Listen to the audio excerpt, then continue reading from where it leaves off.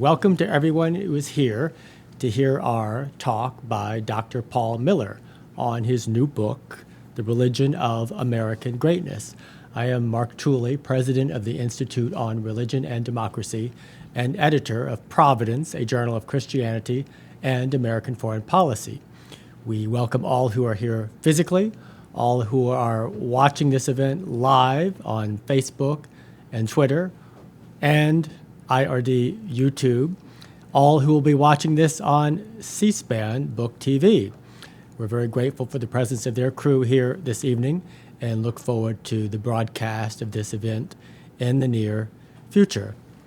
Paul Miller has been a friend and contributor to our journal Providence since its founding. He is a professor at Georgetown University.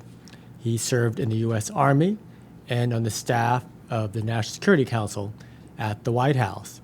His service included time in Afghanistan. He has been very outspoken on the issue of nationalism, especially of Christian nationalism, which is very much a topic of great conversation right now. We did host several months ago Yoram Hazony, the Israeli thinker whose book on nationalism helped to found the movement National Conservatism. Yoram Hazony is very pro-nationalism. Paul Miller is a critic of nationalism, especially Christian nationalism. So we welcome this conversation. Paul will speak for 20 or 25 minutes, after which there will be plenty of time for questions and comments. So Paul, thank you so much for joining us, and let me say that the book is here physically in the office for those who would like to buy it, and I commend that to you. So, Paul, thank you. Thank you, Mark. Appreciate it. Well, thank you, Mark, and thank you to you all for your time this evening. I don't take that for granted, and I hope to make it worth your while. I want to say a special thanks to Mark, to IRD, and to Providence.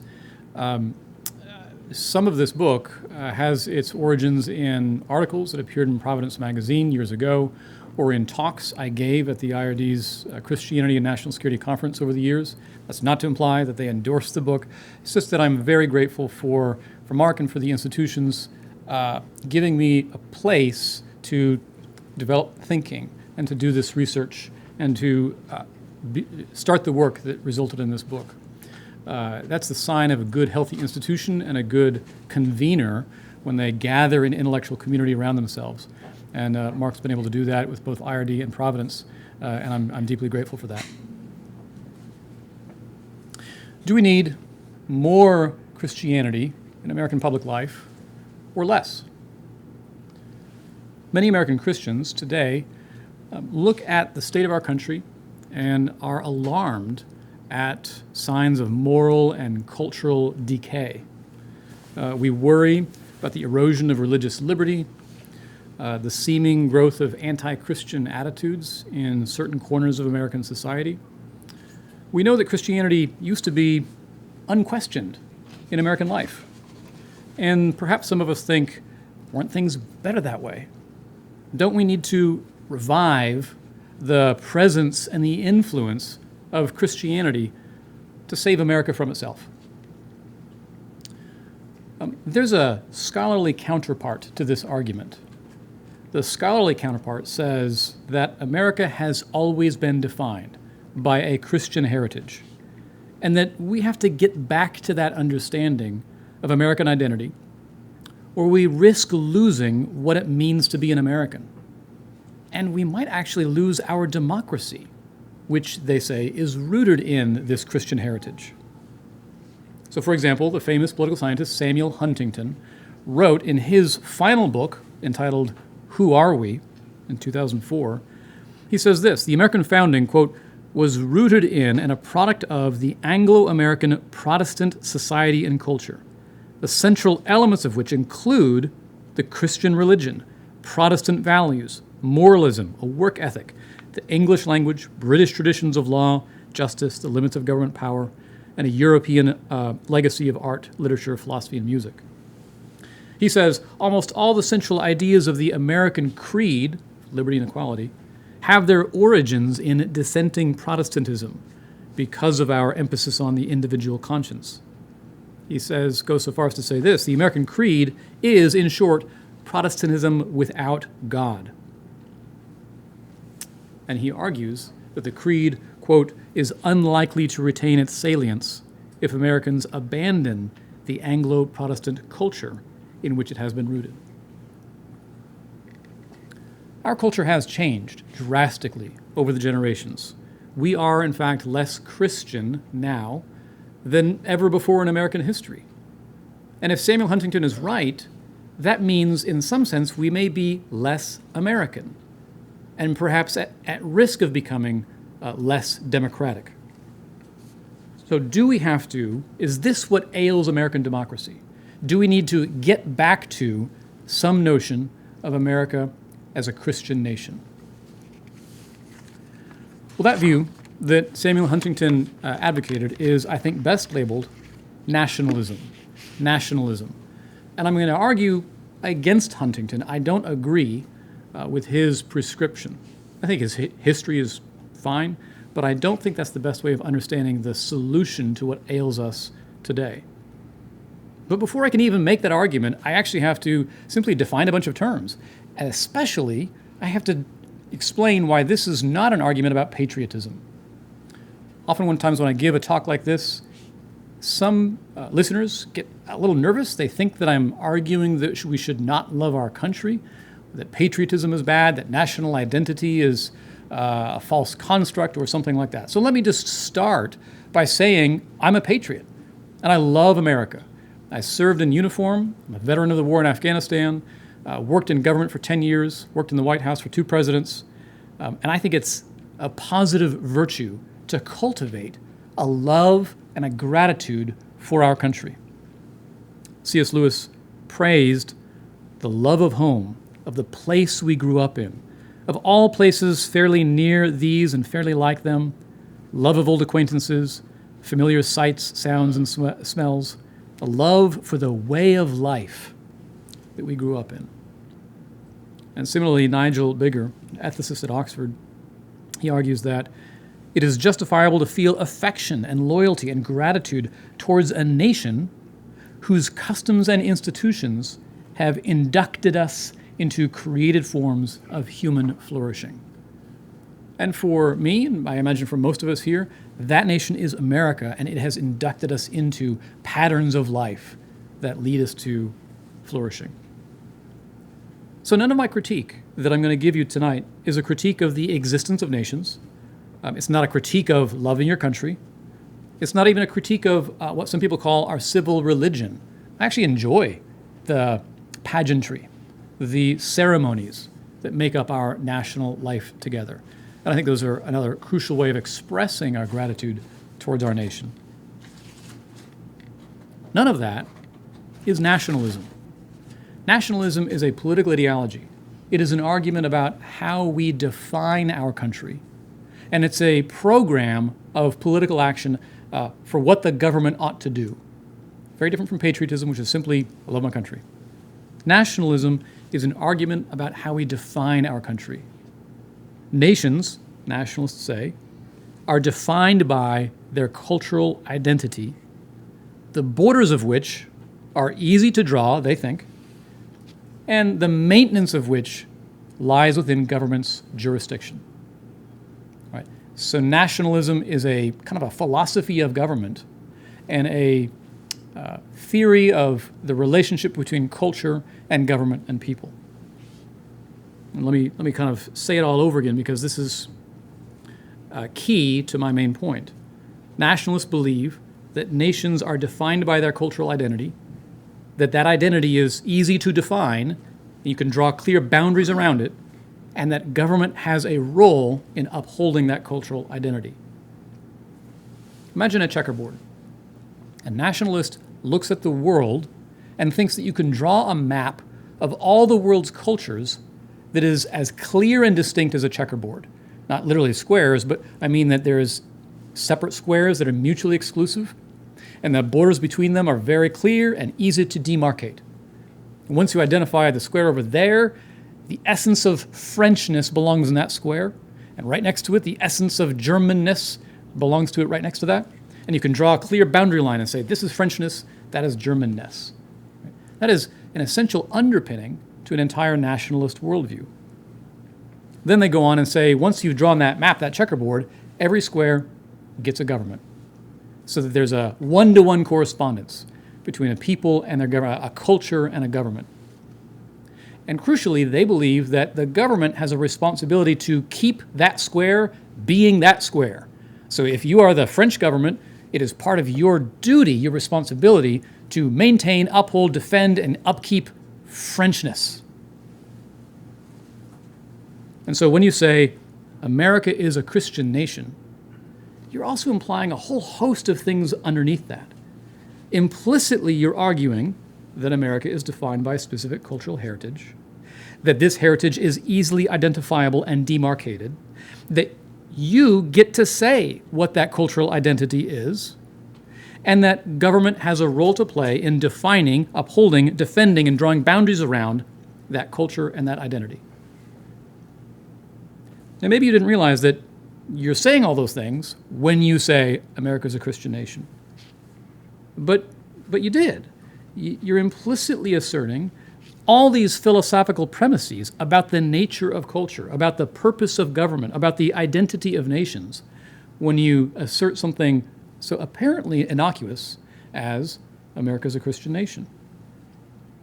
Nationalism is a belief that humanity is divisible into mutually distinct, internally coherent cultural groups called nations that defined by shared traits, whether that be ethnicity, language, religion, culture, and that these groups should each have their own government, and that one purpose of government is to promote and protect a nation's cultural identity. That's nationalism. American Christian nationalism is now easy to define. It's simply the belief America's a Christian nation, we should stay that way, and our government has a role in keeping it that way. Now, I can maybe agree with a version of the first statement. When you say America's a Christian nation, if that's just an observation about history, okay, no argument. If that's an argument about demographics, that a supermajority of Americans profess Christianity, that's a true statement too. Now you say we should stay that way. Well, no disagreement there either. I'm a Christian, and I want all people to know Jesus. So in that sense, I want all of us to know Jesus, and all Americans, all people in the world to know Jesus. But that third belief, that our government has a role in keeping it that way, that's where a lot of problems come in.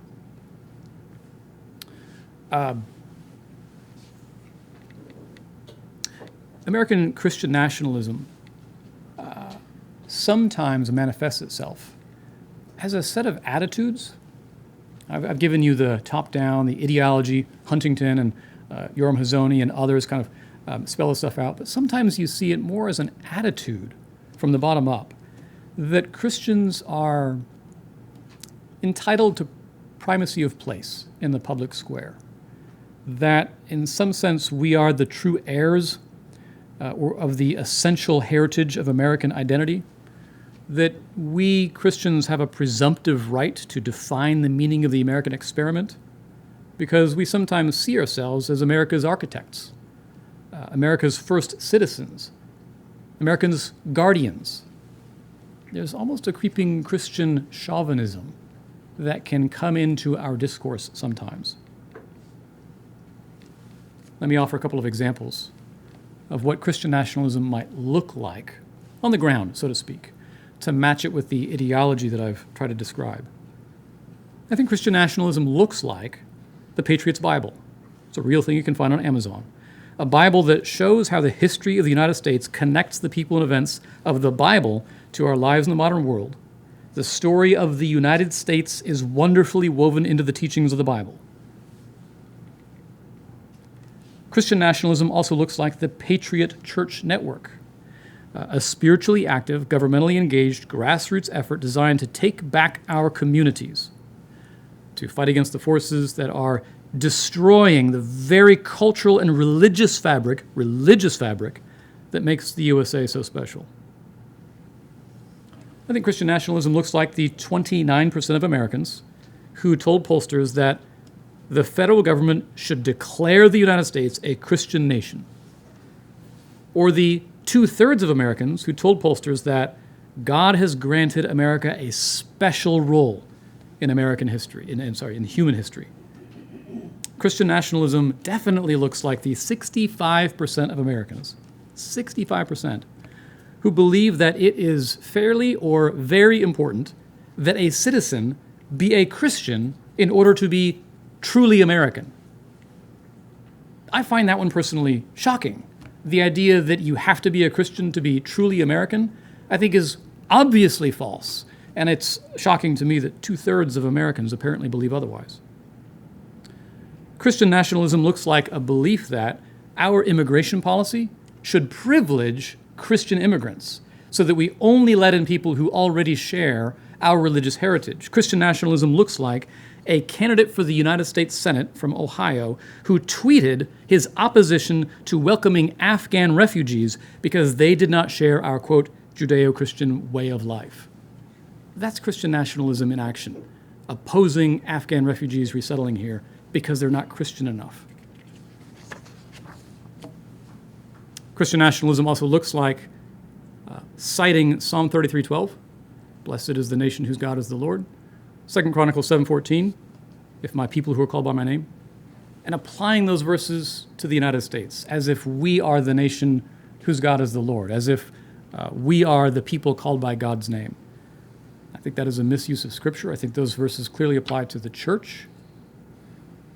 The church is the nation whose God is the Lord. The church is the people called by God's name.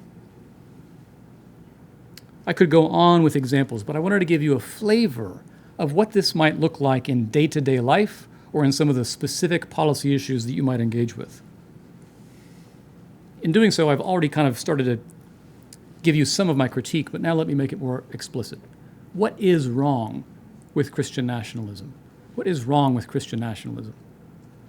Number one, I think nationalism of all kinds is simply incoherent. It is impractical. The map of the world's cultures is not a checkerboard. It is more like a Venn diagram, overlapping circles. Cultures are not squares. They have no clear boundary lines. Cultures are blobby, fuzzy circles that overlap, and they're very fluid, and they're constantly moving. What defines our heritage? Christian nationalists have picked religion, but other nationalists say it should be culture, ethnicity, race, language, history, land, folkways. There's all kinds of criteria that nationalists have used to say this and not something else should define our national identity. But who gives them the right to say? I think we all should have a vote, so to speak, in defining who we are, defining what our culture is, and what culture we identify with. I remember in 1998, I was backpacking through Europe, and I happened to share a train car with a group of young men who turned out to be ethnic Pomaks. Pomaks. They were Bulgarian-speaking Muslim citizens of Greece. So what nation did they belong to? They spoke the wrong language and had the wrong religion to be truly Greek, under the nationalist conception. They had the wrong citizenship and religion to be Bulgarian, and they had the wrong citizenship and the wrong language to be considered Turkish. Were they less than true citizens or less than true people just because of their cultural outsider status? Nationalism looks at such people and has no place for them. It is impossible to draw coherent lines around every culture and subculture and group on Earth and make it align with political boundaries. Cultural pluralism is ubiquitous, it is inevitable, you can never get rid of it, and it's usually pretty good. And so nationalism, a program of cultural homogeneity, cultural sameness, tries to do away with cultural pluralism, which is an established fact and will never go away. That leads to the second problem. Because it's impossible, every effort to make it happen must rely on coercion, because it can't rely on reason, can't rely on persuasion, and therefore nationalism is inherently, intrinsically illiberal. I mean, against liberty. It treats some people as second-class citizens, like the Pomaks on the train. When a nationalist government proclaims, this is our official culture, it's also saying, you're not one of us. to any cultural minorities or dissidents. You've all heard some people say, we're the real Americans. But pause a moment and think what that actually says about other people who are in fact Americans and hold American citizenship, but might not conform to the same cultural template as the person proclaiming themselves the real American. That's why Christian nationalism, even though it uses the rhetoric of Christianity, is sometimes unchristian in its effect. It can be unloving. It can be inhospitable. It can be even oppressive towards cultural minorities by saying to them, you're not one of us. Let me give you an example. One of the books in favor of nationalism, written by Rich Lowry, the editor of National Review, he argues that nationalism is a program of preserving the cultural nation. We want to kind of freeze frame American culture and not change. He also says American culture is not intrinsically white. He wants to defend against accusations of racism. The example he gives is jazz. He says jazz is proof that American culture is not white. We all know white people didn't invent jazz, right? We never would have. And I think that's a true statement, but it makes me wonder why Lowry is a nationalist. Because if you want to celebrate something like jazz, do you recognize the preconditions for the emergence of jazz? It is precisely cultural pluralism, cultural change, cultural fluidity, intermingling, and innovation. If you're an American nationalist in 1900 and you begin to see the beginnings of the first beginnings of jazz emerging, what are you going to say? I'll tell you what they said. I went back and I researched it. I found it. I found the white critics of jazz who said, this is un-American. This is jungle music. This is voodoo music. That's what the American nationalist 100 years ago said about jazz. So you get to pick one of two buttons to push. Either jazz is good and truly American, or let's freeze frame American culture and never change. You can't do both. I'd like to live in the world of jazz, which means embracing a doctrine of free culture, understanding that our cultures will change, and that's fine, and that's good. There's no one expression, one essence, one reified essence of American culture that happened in 1955, and we just have to get back to that. Cultures always change, and we should embrace that.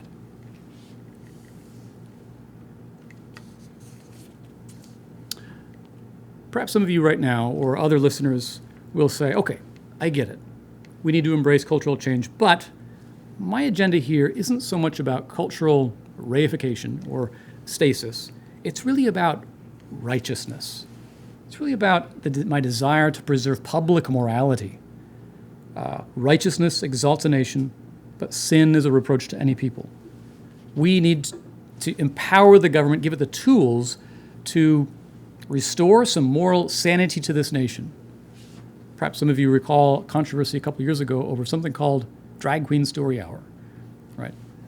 Where some advocates, some nationalists, wanted to empower the government to ban this thing called Drag Queen Story Hour from taking place in public libraries.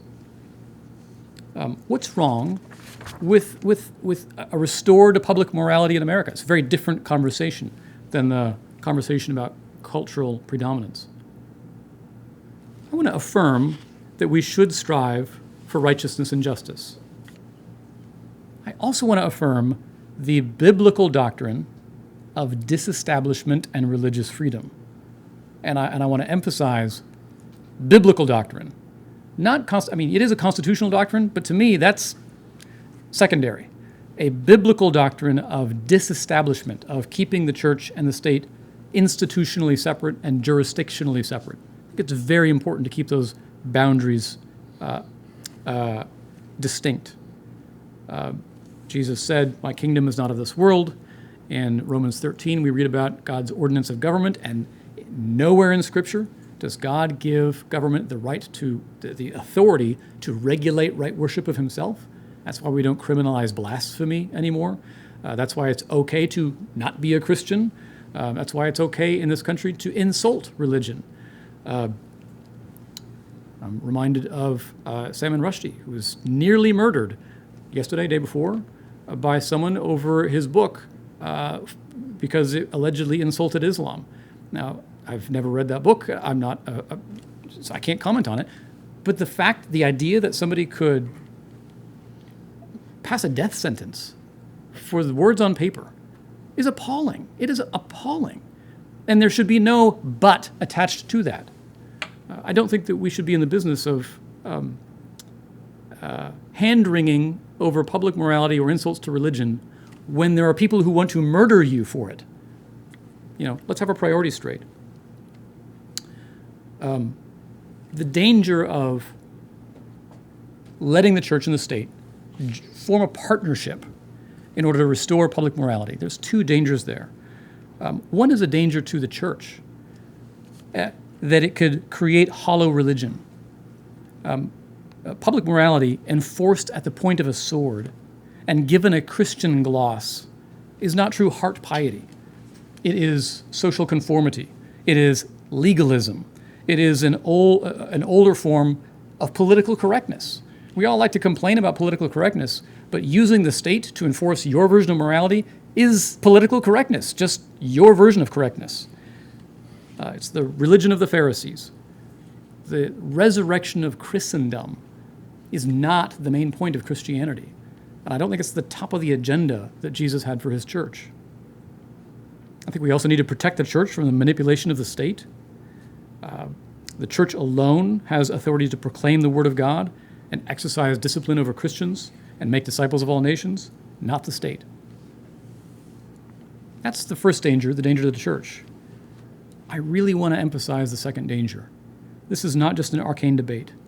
There is a danger of a form of political tyranny backed by religious rhetoric, given a religious justification and founding. History is replete with examples of governments that manipulate religion to endorse their tyranny. I call myself a conservative. I imagine many of you do as well. We used to warn against the dangers of big government, and now some nationalists want to turn around and let the government get in the business of regulating our moral behavior. I've never seen any evidence that government is competent to do that. You trust bureaucrats and regulators to regulate your moral behavior in public? I've never seen any evidence they can do that, certainly not without becoming illiberal and oppressive and possibly turning that power around and persecuting the wrong people. And this road, if you follow it, goes to a very dangerous place. There are dangerous and even violent versions of this kind of Christian nationalism. On January 6th of 2021, after 1,000 people violently attacked the U.S. Capitol in what I can only describe as a terrorist attack, they stopped to pray on the floor of the Senate. They said, "In Jesus Christ, we invoke your name." They said, "Thank you for filling this chamber with patriots that love Christ. Thank you that the United States could be reborn, that this is our nation."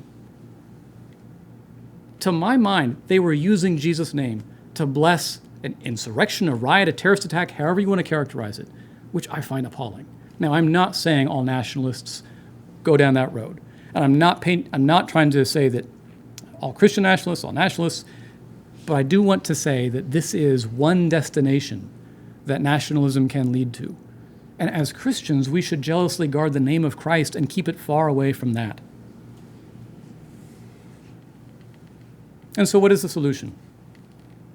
If nationalism is not the right way to define American identity, how do we define American identity? How do we live as Christians in the public square and pursue justice, which is good, without falling into the trap of Christian nationalism?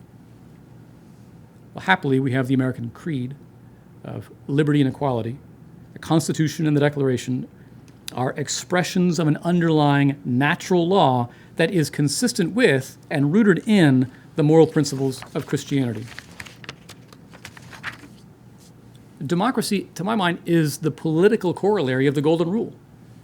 Do unto others means reciprocal altruism, which in political terms means political equality as self-governing citizens. I recognize you, you recognize me as co-equal citizens who work together to govern this grand republic. And so if you want to seek justice, if you want to govern righteously, hold to the Constitution, hold to the Declaration, hold to the rule of law, hold to equality and religious freedom for all citizens, including for non-Christians, including for drag queens, including for progressives, and for Methodists, and everyone in between. Now, we haven't always done this, and this, of course, reminds us of our national failures. We have many sins in the past. And that brings up a final element of our national identity. It's not just the creed. I think it is also the story of the creed. We Americans are the people who have journeyed together to make the creed more real over centuries. Being an American means accepting your stewardship of our ideals, your responsibility to join the struggle. One of the first advocates, one of the first explorers of nationalism actually said this, which I think is an excellent way of understanding what a nation should be. Ernst Renan. He said, "The nation, like the individual, is the outcome of a long past of efforts, sacrifices, and devotions. A heroic past with great men and glory is the social capital upon which the national ideal rests. These are the essential conditions of a people being a people, having common glories in the past and a will to continue them in the present, having made great things together and wishing to make them again." We Americans have done great things in the past. We have great things to do in the future. Doing them requires us to recognize where we still have yet to live up to our creed. That's the story. Make that your story. Will you embrace it and take responsibility for it to take the story to its next chapter? That's what it means to be an American. Thank you very much.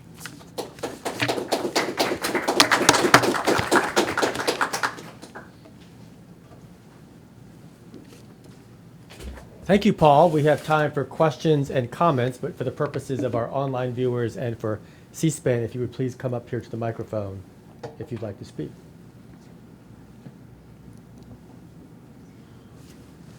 And please introduce yourselves as well. Sure. I'm Cliff Smith from the Middle East Forum. I had a question about, you mentioned, I believe it was Josh Mandel objecting to Afghan immigrants for not sharing our Judeo-Christian culture. Certainly, I think, particularly given our role in Afghanistan, that sentiment is appalling. Frankly, I think we owe the ones that helped us in particular. That said, I'm curious, how do you think that cultural differences, sometimes extreme cultural differences, fit into like a question like America? With the understanding, I agree with your overall picture of nationalism and the American creed and such. But how is it that you can be sensitive to the fact that when you have people that have wildly different lifestyles or points of view on very fundamental things that that seems to me that that's inevitably going to create problems without even regards to who's right and wrong. How do you factor that into, say, immigration policy, since that was the topic you were speaking Aren't there cultures that are maybe less consistent with democracy? Yeah, or even if, perhaps. I think the answer is no. I've looked at the evidence of democracy around the world, and I see examples of relatively successful, open societies in every major cultural bloc in the world. I've written a paper on this. It's in chapter 4 in the book. My favorite example is the country of Malawi. In 1993, there was people's movements and protests and riots all over the world as Eastern Europe was converting to democracy. The Iron Curtain fell. Actually happened in a lot of Africa as well. And in Malawi, the people demanded a referendum. And the dictator, a guy named Hastings Banda, he said, all right, I will hold a referendum and there will be one question on it. Do you want multi-party democracy, or would you like me to remain president for life? He forgot to rig the election. It was actually reasonably free and fair, and Malawians overwhelmingly voted for democracy. It turns out that most people in the world don't actually like being oppressed. Democracy is wildly popular, especially with women and religious and ethnic minorities, because they always gain. The people who oppose democracy and the people who make the argument, we're not quite ready for democracy yet, you know who they are? Rich men of the ruling tribe, because they're the ones who always run the show when it's not democratic, in almost every case. So I'm fairly optimistic about the ability of other cultures to adapt the institutions of democracy.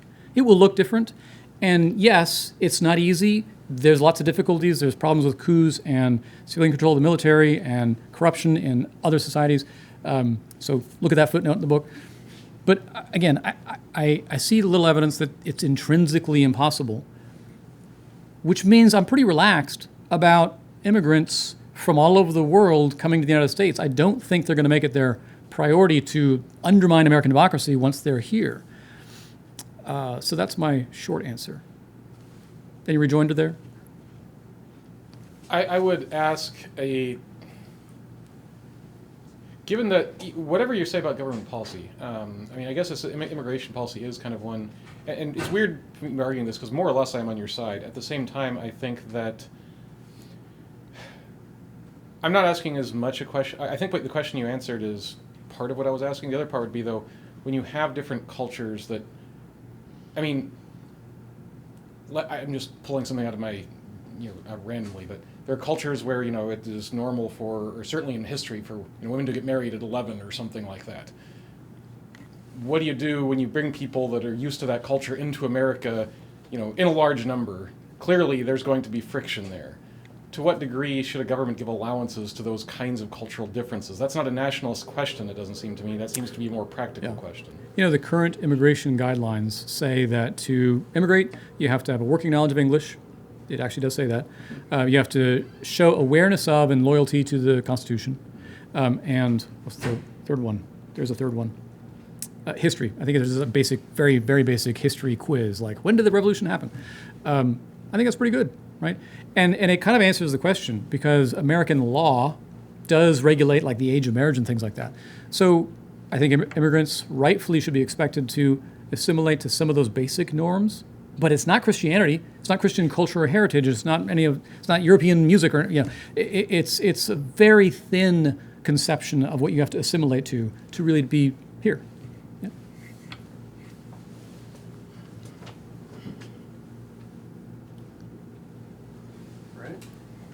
Hi, my name is Hayden Parham. I want to preface this by saying this is not my views, but I want to strongman some of the nationalist views for a second.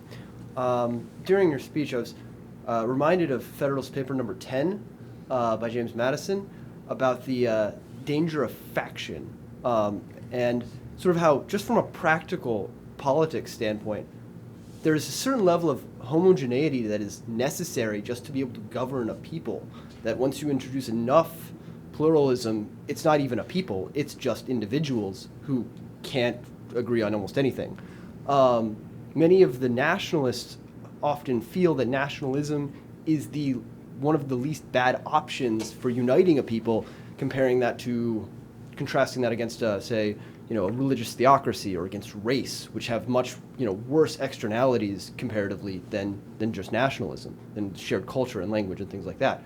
My second part of the question is, how do you defend yourself against, let's say, accusations of cultural relativism, right? That this brand of liberalism, of tolerance, just is toothless against an entrenched, a group that is using the levers of power within the country to invoke a very, what many Christian nationalists feel is a very perverse form of religious dogmatism within political correctness, within wokeism, what have you, that is actively attempting to oppress their fundamental values, right? So, just respond to all of that.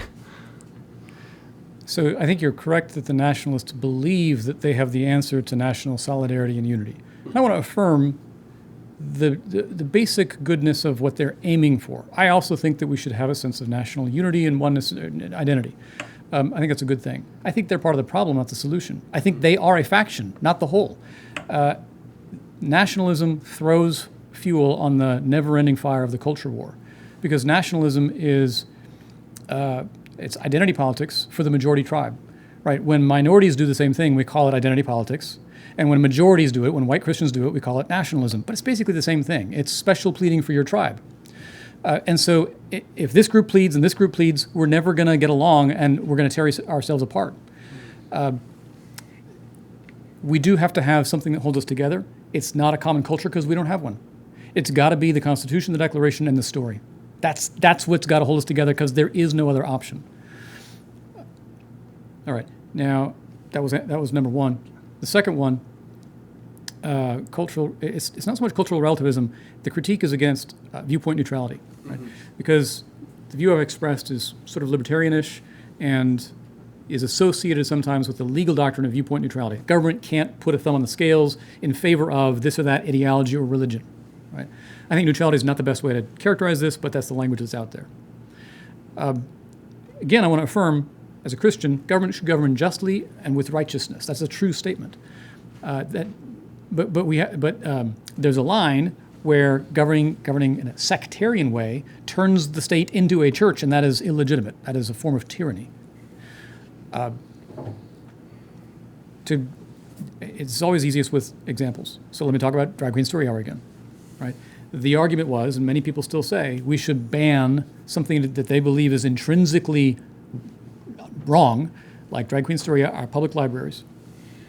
And the particular specifics matter here. What they were saying is that the public libraries should disallow this group from ever booking space and using it to read books to children, which means you're going to take tax-paying citizens and discriminate against them on the basis of their values.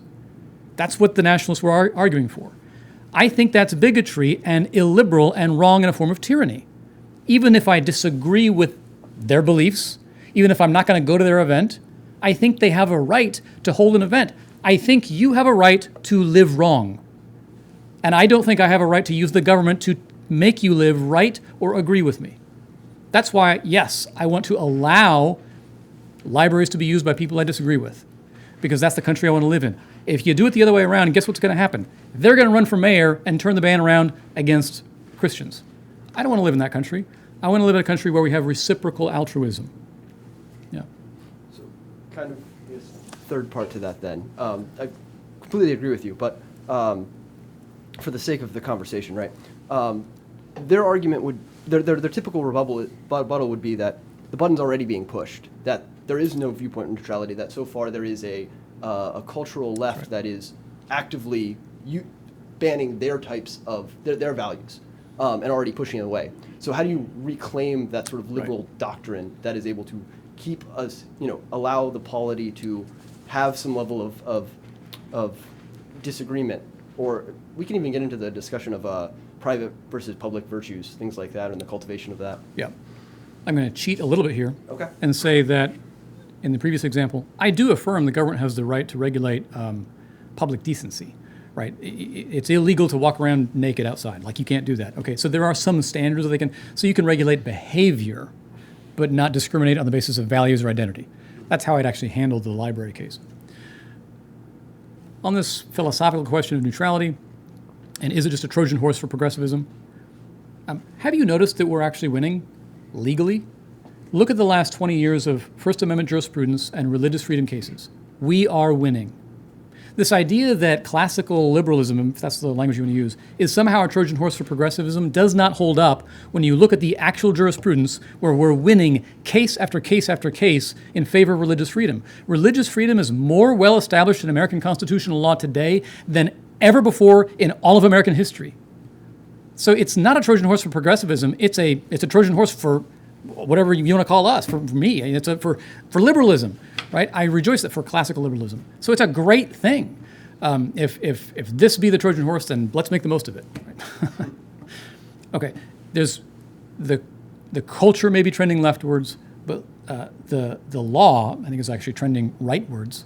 There's some difficulties there, some points of tension, but the answer is not to force regulation on culture. The answer is you to get involved in your communities and win hearts and minds. Well, so if anyone else has questions, they can jump right in. Just take my spot. So often this classical review, it's tied up with ideas of Burke and sort of like prescription as the measure in which we derive, by which we measure whether or not a policy is good or bad. And so the argument goes is if it's intrinsically this neutral value is allowing us to get a more perverse polity, then obviously something's wrong. We need to change course. That's again, I'm speaking from what I know to be their position. Yeah. If you want to stop Drag Queen Story Hour, pick up the phone and call them Sit down and have lunch with them and get to know them. Treat them as your neighbor and love them. Don't discriminate against them at the point of law. Yeah.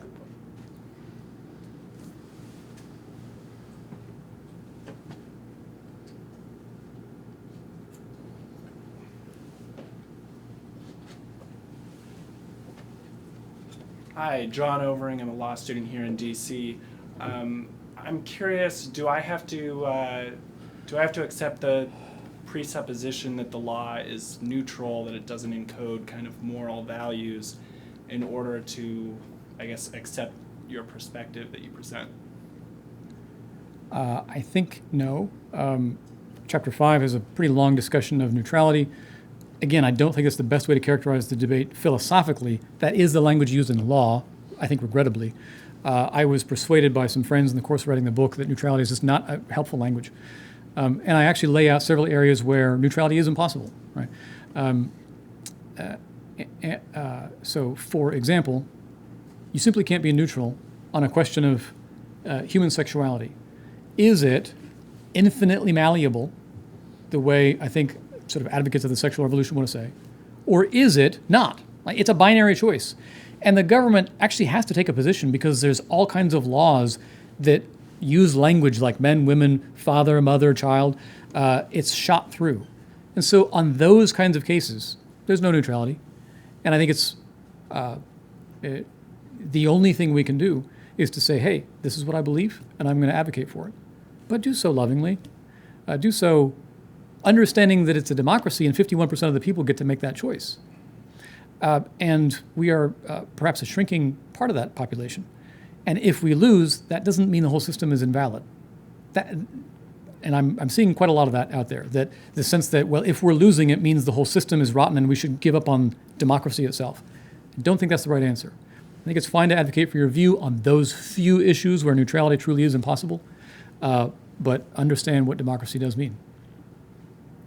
I'm going to, since others have, take a quick follow-up. Sure.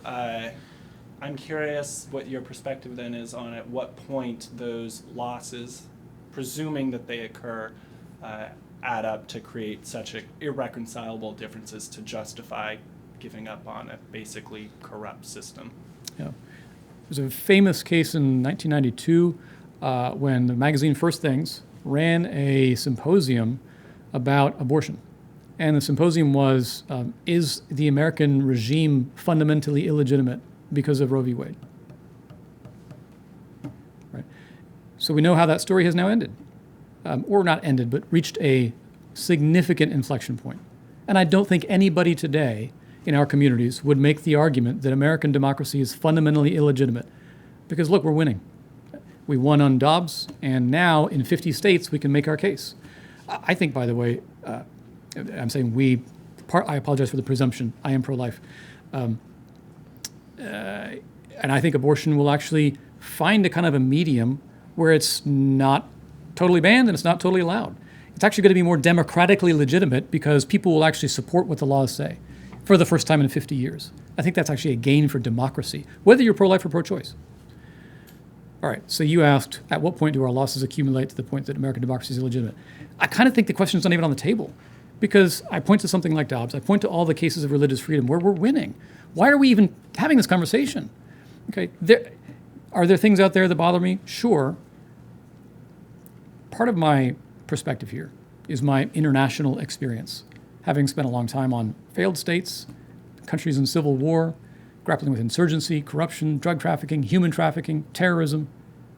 We are still the greatest country in the world. Why are we having this conversation about giving up on American democracy? This is a great place. I wonder sometimes about the nationalist right. They say they love America so much and we're also a banana republic. Which is it? I think it's a great place to live and we have a lot going for us, particularly when you compare it to much of the rest of the world. Yeah. Thanks.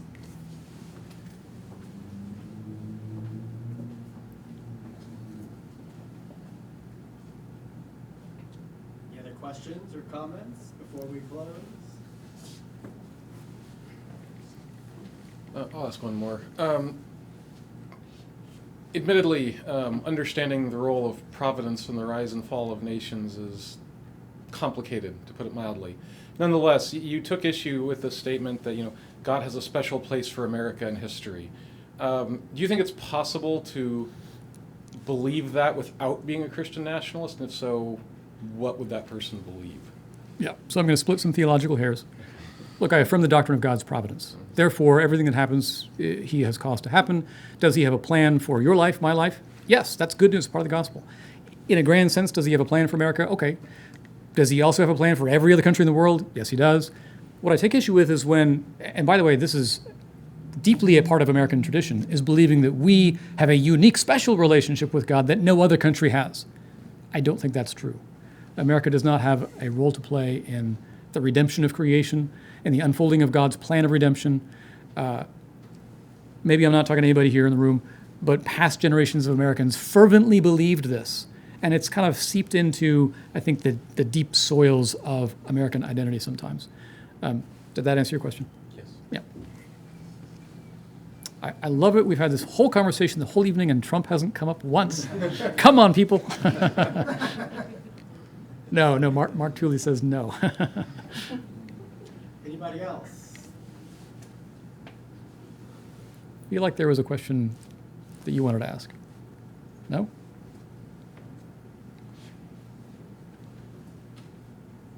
Going once. All righty. Going twice. Going 3 times. Well, let me just say thank you for your time. Thank you for the spirited dialogue. Thank you to Mark for this. And I'm happy to linger if you have any further questions you want to ask, not on camera. So thank you so much.